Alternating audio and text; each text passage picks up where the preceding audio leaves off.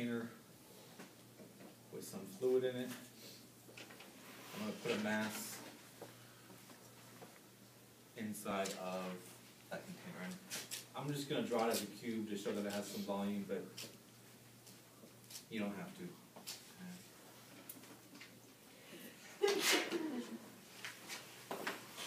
If we're looking at a mass in a fluid, let's just say for now that this mass is just stuck here in the water like this or in the fluid like this, and we don't know what it is yet. Don't worry about if it's floating or trying to go up to the top, but it's just here right now. Maybe I had to hold it down to keep it submerged, but I'm just going to be talking about the forces that are acting on this due to the fluid that's surrounding it. Okay? So what direction would the force, or the pressure, if you will, be on the top side here? Which way would that force be going? Down? Something like that? Okay, what about over here on this side? Does the water pull it or push it in? If water, fluid, whatever it is, it'll be something like this here. What about on the left side? To the right? How do these pressures, or how do these forces compare to each other? These are equal because everywhere on the horizontal plane, the pressure is the same, right? What about down here? Which way is that pointing? Up. How does that pressure, how does that force compare to the one up here? It's greater. Why? Because it's deeper. It's deeper. So here, I'm going to draw one bigger like that. Okay. Let's just, for now, call these all just different forces. Or we'll do it pressures now. Let this be a P1 and a P2. I'll relate it to forces also. These two cancel out right here. Okay, but we definitely know that P2 is greater than P1 because it's at a greater depth. Everybody see that? Okay. So if I'm going to, let's say, sum the forces now in the y direction, and these are forces, some of the forces due to just the fluid, not considering weight or not considering anything else, but just the two that we're talking about here. Some of the forces exerted on the mass by the fluid here would be what? If I'm going to call this, I label it as P's, but if I was going to call this F2 or F1, how would I write that out if I'm going to sum the forces? Think of it just like a free body diagram. If you sum the forces here and there's just these two vertical ones, how would you add or subtract those?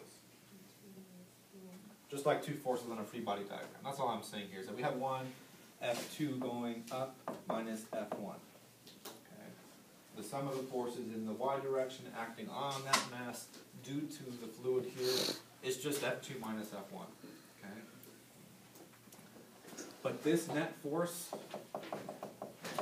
this is what we call the buoyant force.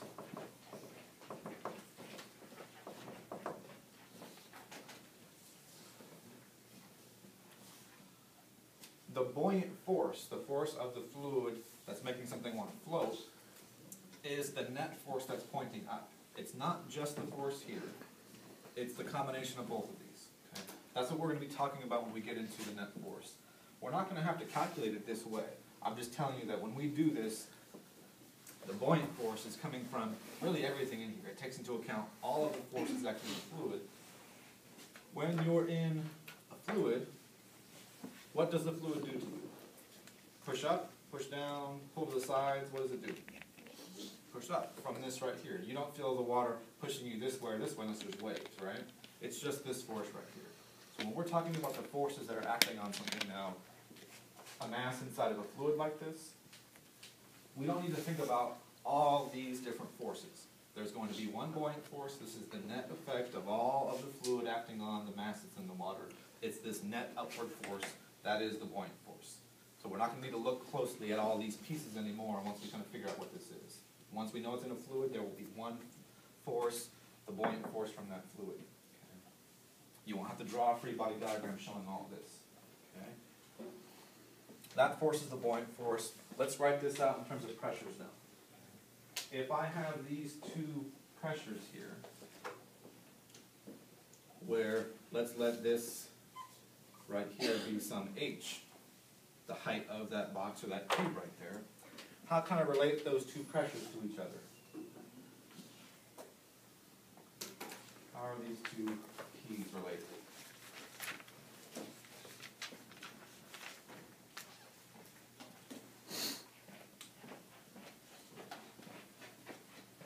Is that a Lakers shirt? Yeah, they're giving away. Does this say love and world peace? Mm-hmm. I don't know if it means world peace. But that's a nice shirt if we turn that into a Lakers shirt. Yeah. How do you relate any two pressures in a fluid at a different temperature? What's our equation for that? The P equals P naught plus. Yeah.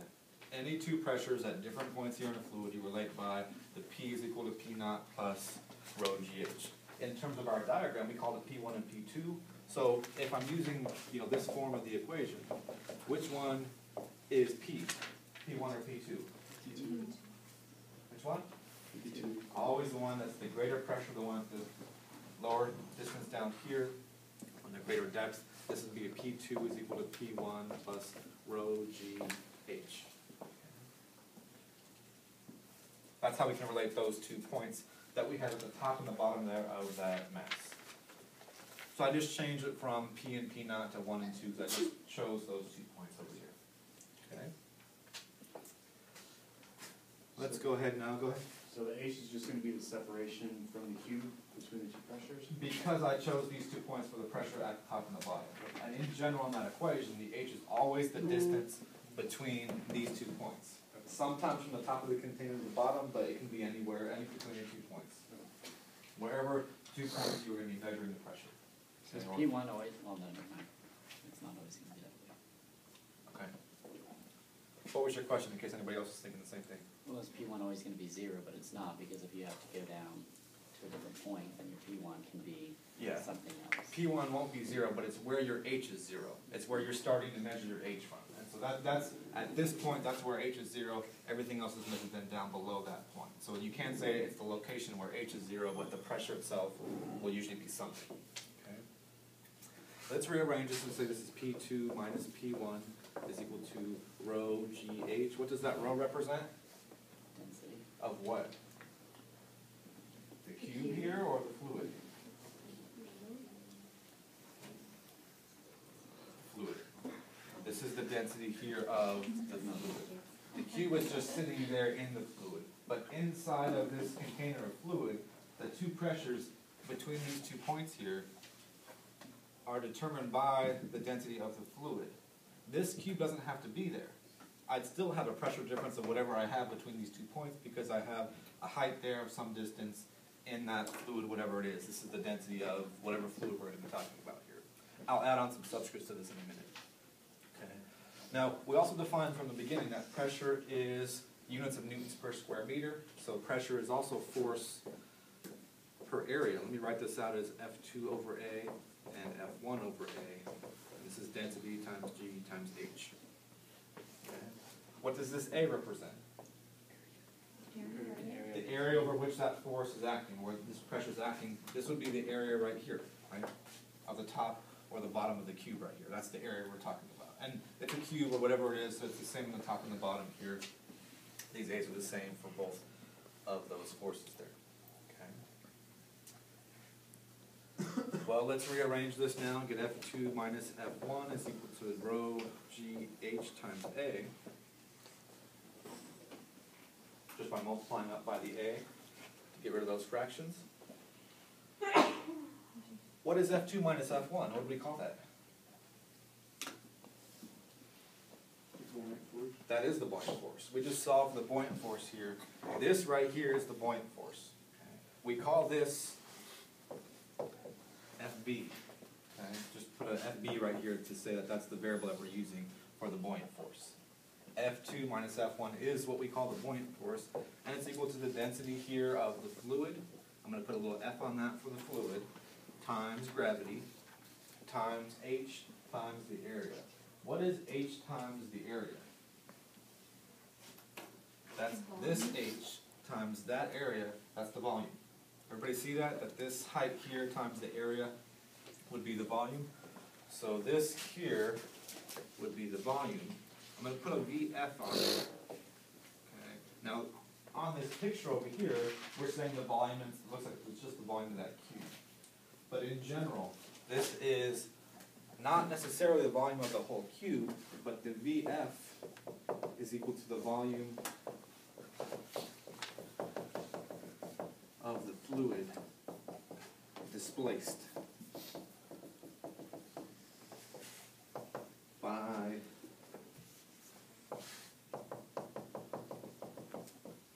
the object or the mass, whatever it is that we're putting into the fluid.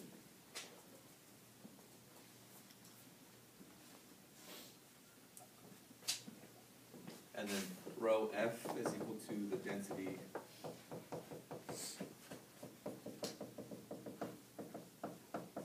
of the fluid. So that volume of fluid displaced just means that if I have a container here and I drop this cube in there, we had to displace, we had to move away some water or some fluid here to put that cube in there. Because now it's occupying that space where there was some fluid before. So if this container was like this, and then I take a cube and I drop it in there, what's going to happen to the water level? It's going to go up, because we're displacing some fluid. The volume of that fluid that's displaced, here it's just you need to take up the space of the volume of that cube here. But that's what that VF represents, is the volume of the fluid displaced by the object. If the object is completely submerged, then the volume of fluid displaced is the same thing as the volume of the object here, because you had to put that whole thing in there. But we have icebergs, we have ice cubes that sit like this, right? And here, VF would be just this part right here. Only that amount of volume had to be displaced by the object here, and that would be the VF that would go into that equation there. So that would still be based off, this is the whole volume of the cube or whatever it is, but for the buoyant force, it only depends on the volume of the fluid displaced. Here, that part right there is VF that I've shaded in there for the displaced fluid. Okay? For those of you who watched that video, you saw that we're going to be displacing some fluid by dropping a mass into a container of fluid today. And you've got an overflow spout where basically you're going to have a container with fluid up to a level here with a spout going out on the side. Anything above here, or anything above this level that you put in, when it raises, the water will overflow. Okay. By putting something in here, you're going to displace some fluid that will come out of the side, and then you're going to measure what that is. Okay. But that's how we're going to measure what the displaced fluid is later on. If it's something like I'm placing the whole object completely submerged in the fluid, then the displaced volume is just whatever volume we put in there. Okay. Yeah.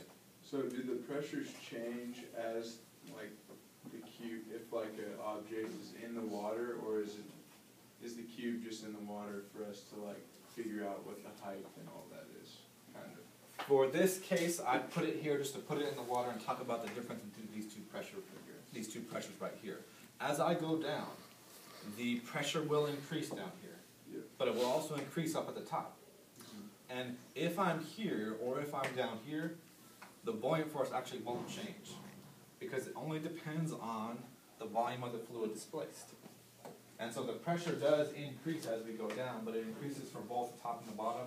And really, what we're talking about is the difference of those two pressures. That's what's relating to the buoyant force here with the F2 minus F1. So the pressures are greater if there is a cube in the water. Like, I'm saying, like, if you took that cube totally out, Yeah. and P2 were in the same spot, and they were, like, Oh, just They those were- two same points, those two yeah, same those levels, same points those pressures with would be the the cube. same either way. okay. Yeah, just let these two points here just be any two reference points here that we place the cube in there.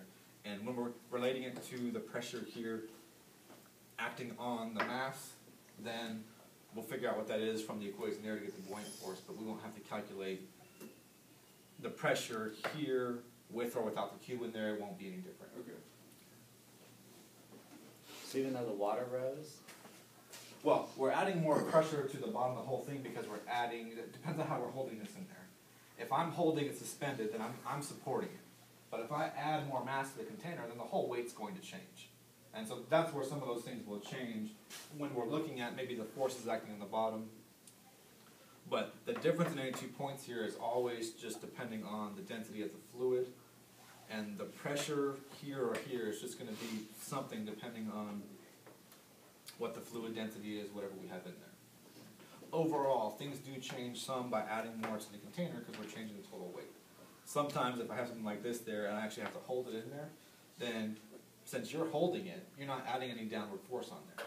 But if you took a mass and let it sink to the bottom, then you're really adding more weight to the total system here. And you actually have a question like that on your lab where you have a beaker on a scale with situations like this where there's an object on the bottom, there's one where you're holding it up, there's one I think where it's trying to float to the top and you're holding it down on the bottom with some rod or something down here. And it'll ask you questions about maybe the overall weight of the whole thing on the scale down here. Measuring pressures at different points on there, though, it doesn't ask you. And you won't need to calculate what those are.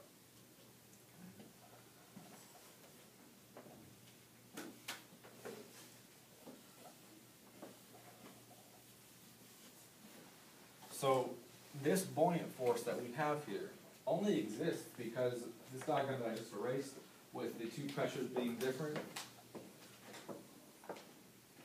here, or the two pressures or forces being different here, the only reason why things float, or things want to float, why we have this buoyant force, is because pressure increases with depth. We saw that these two forces here canceled out. And if these did the same thing, and if pressure did not vary with depth and not get bigger as we went down here, there would not be this net upward force that's wanting to keep this thing afloat. Okay? There's a question in your lab that asks you, why does the buoyant force exist? Or something about why is it there? Don't just say because, don't just say because whatever's in there. I mean, the reason why things float is because these pressures are different. You have a net upward force here, and this is because this pressure down here is bigger than the one up here, because the pressure increases with depth. So you'll see that in one of your lab questions. I'm looking for a response like that when you're talking about just describing why we have the buoyant force. You won't have to go through this whole little derivation that we did right here to explain, where this comes from. This will be an equation that you memorize, that you just use quite often. You have to make sure you really understand the terms here, what these F's represent, what the F represents. It's going to be very easy to mix up densities. We already talked about it. So I asked you, should this density in here be the density of the fluid or the density of the object that's floating? And many times you will have the density of both, and sometimes you'll need to use both in the equation. But in this spot right here, this is always the density of the fluid. This is always the volume of the fluid displaced, which is sometimes the same as the volume of the object, but not always.